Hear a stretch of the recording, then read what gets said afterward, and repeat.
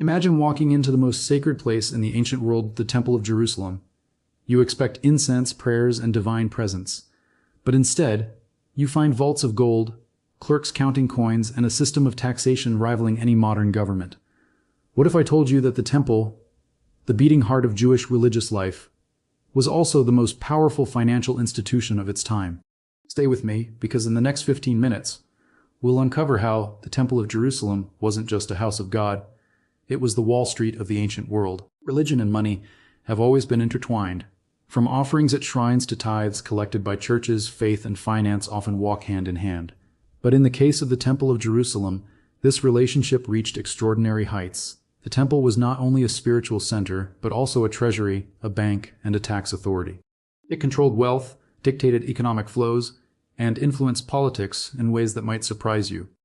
In this video, we'll explore 3 key dimensions: how the temple functioned as a treasury and financial hub, how it operated as a tax authority, shaping the economic lives of ordinary people, how its financial power intersected with politics and religion, ultimately setting the stage for conflict during the time of Jesus. So let's peel back the layers of history and see how the temple's golden facade concealed a system of wealth management that would rival elite banks today. The Temple of Jerusalem was more than a place of worship. It was the central bank of the Jewish world. Pilgrims from across Judea and beyond brought offerings, sacrifices, and monetary gifts. These weren't just symbolic gestures, they were real economic transactions. The temple collected vast amounts of wealth, storing it in secure chambers. Gold, silver, and precious items filled its treasuries, making it one of the richest institutions in the ancient Mediterranean. Think of the temple as a combination of the Vatican, the Federal Reserve, and Fort Knox. It safeguarded the wealth of the nation, acting as a repository for both personal and communal treasures. Kings deposited funds there, and the temple treasury financed public works, military campaigns, and political endeavors. But the temple wasn't just a passive vault. It actively managed money. The priests oversaw exchanges, regulated offerings, and ensured that the temple tax, half a shekel per adult male, was collected annually. This tax was mandatory, and it poured a steady stream of silver into the temple coffers. Here's the fascinating part. The temple also functioned as a currency exchange. Pilgrims arriving from distant lands carried foreign coins, often bearing pagan symbols. These coins had to be exchanged for Tyrian shekels, the only currency accepted for temple offerings. Money changers set up shop in the temple courts, charging fees for conversion. This wasn't just about purity of worship, it was about financial control. And this is where the story gets interesting. Jesus famously overturned the tables of the money changers, condemning the temple for turning a house of prayer into a den of thieves. His anger wasn't just spiritual, it was economic. He was challenging the financial exploitation embedded in the temple system. Internal hook.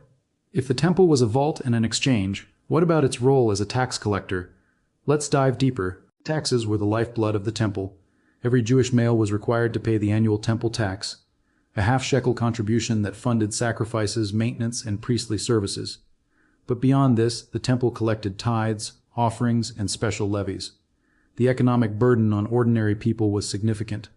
Imagine being a farmer in Galilee. You already paid taxes to Rome, the imperial overlord.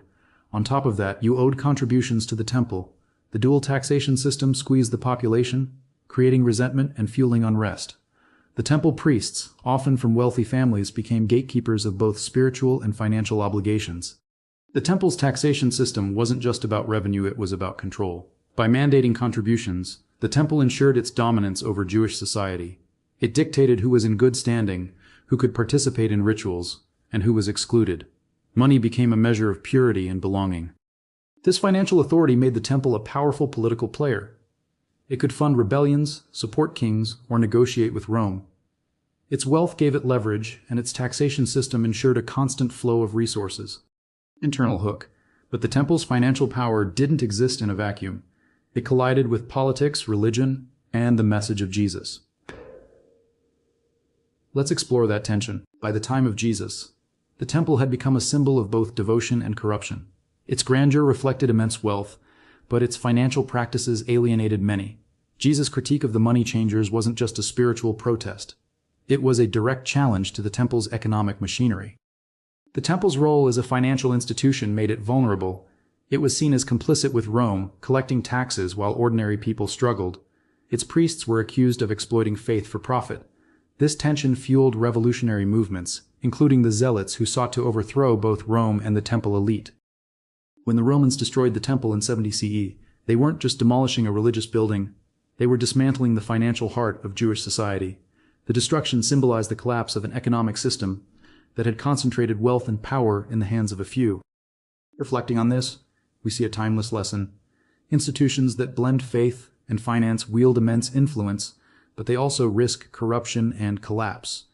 The Temple of Jerusalem reminds us that money and spirituality are never far apart, and their entanglement can shape history in profound ways. So, was the Temple of Jerusalem a house of God or a bank of the elite? The answer is both. It was a sacred space infused with divine meaning, but also a financial powerhouse that controlled wealth, taxation, and politics. Its dual role made it central to Jewish life, but also a target of critique and conflict.